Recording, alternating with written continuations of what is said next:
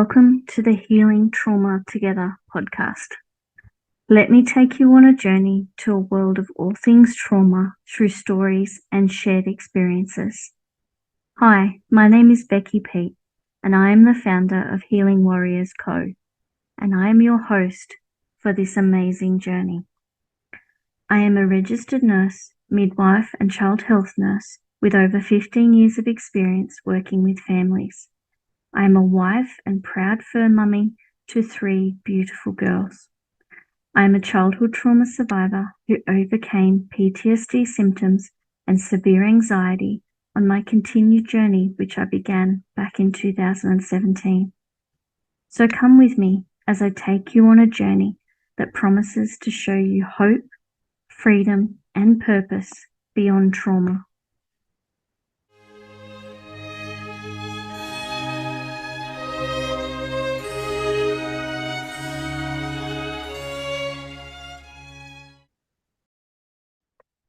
Welcome to episode 3 of Healing Trauma Together podcast.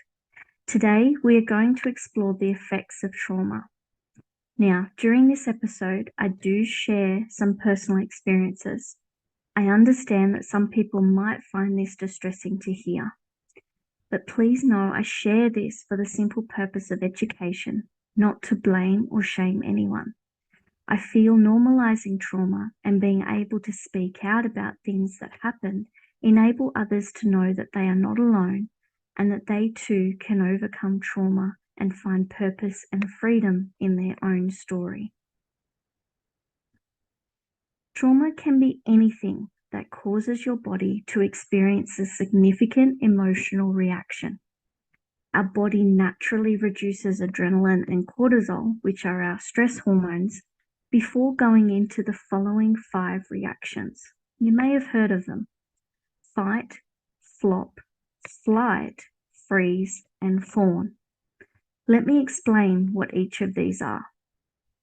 Fight refers to a very active response to trauma in which we literally fight, protest, argue, or become very vocal about dealing with the trauma we experience. Flop is a not so common one that people know about.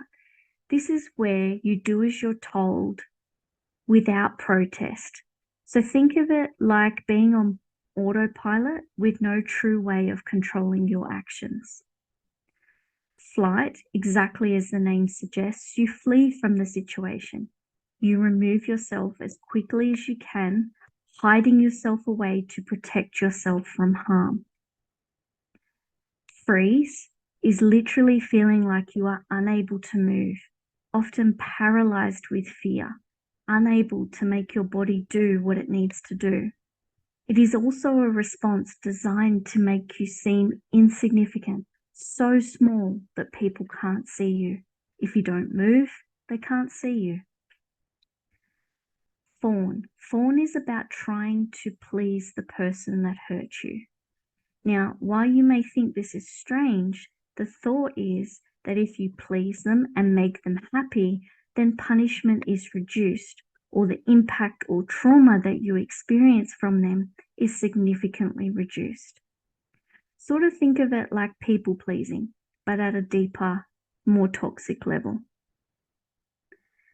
Now, these 5 ways that we respond to trauma are considered normal bodily responses to trauma.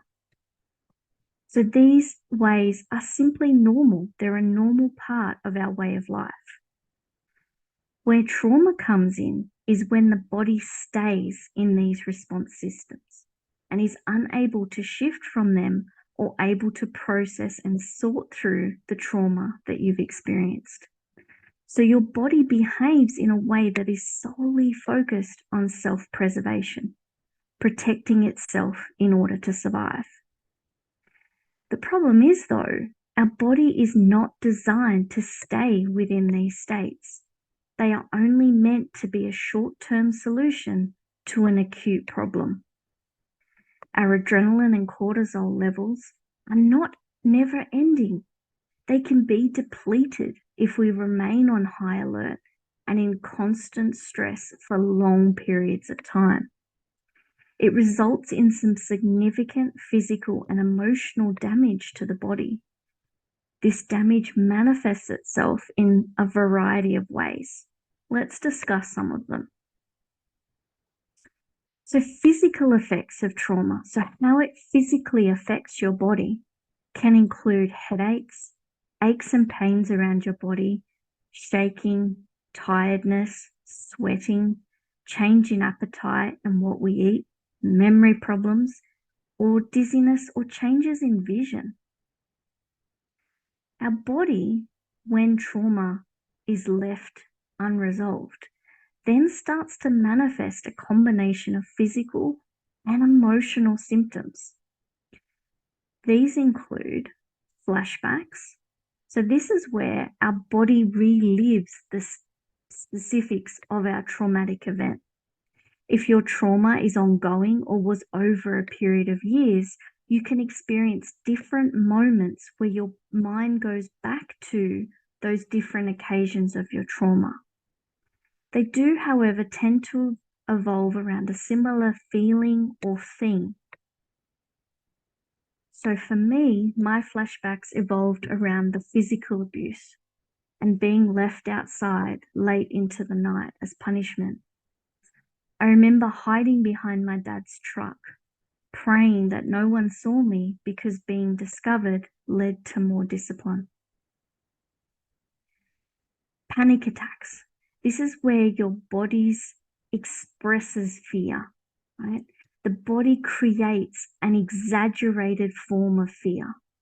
Whilst you may not be in that situation anymore, your body can be triggered by a smell, a sight, or a feeling which results in this over-exaggerated fear response. I experienced panic attacks when my husband had his accident back in 2020. My body went into danger mode, and I found myself so overwhelmed by everything that was going on. I became a carer overnight. I was being significantly bullied in my workplace. I had no support either at work or at home, as my husband and I lived away from family for obvious reasons, and my body and mind failed to cope, resulting in constant attacks over fear and of not being able to cope. Disassociation. This is a mechanism your body uses to shut down strong emotions and things that your body simply cannot process. People describe this as being numb, detaching from your body, and spacing out like nobody's home, so to speak. There were times I used this in my journey a lot. I would have huge emotions come up at inappropriate times and so inconvenient. And I became very good at pushing it down. Creating a method of pushing the emotion away. I was basically saying to myself, I have no time to deal with this right now, and just completely refusing to deal with or acknowledge the hurt, pain, and suffering that was coming through. So I did this as a means of staying sane. Like for me, it was super effective in helping me to not allow the trauma of the past to overwhelm me. I simply and deliberately chose not to heal, which is not an easy thing to do, I can tell you. Another common problem is sleep problems. So most trauma victims have trouble sleeping. This comes in the form of finding it hard to sleep, feeling unsafe at night, especially when it's dark, or even having nightmares when they do eventually go to sleep. Sleep is something that can be extremely hard to change, and it is something that even I've struggled and still struggle in some aspects today. I have what they call non-obstructive sleep apnea as a result of trauma. This means that my body simply will not let me go into a deep REM cycle of sleep. Every 20 minutes, I wake up and my body will not allow me to go into deep sleep. My body simply doesn't recognize that I am safe. And so to keep me alert, to keep me safe, it wakes me up every 20 minutes. in order to get a decent night's sleep, I have to use a CPAP machine, which then allows my body to safely go into a deeper sleep. Without that CPAP machine, my body is constantly on alert.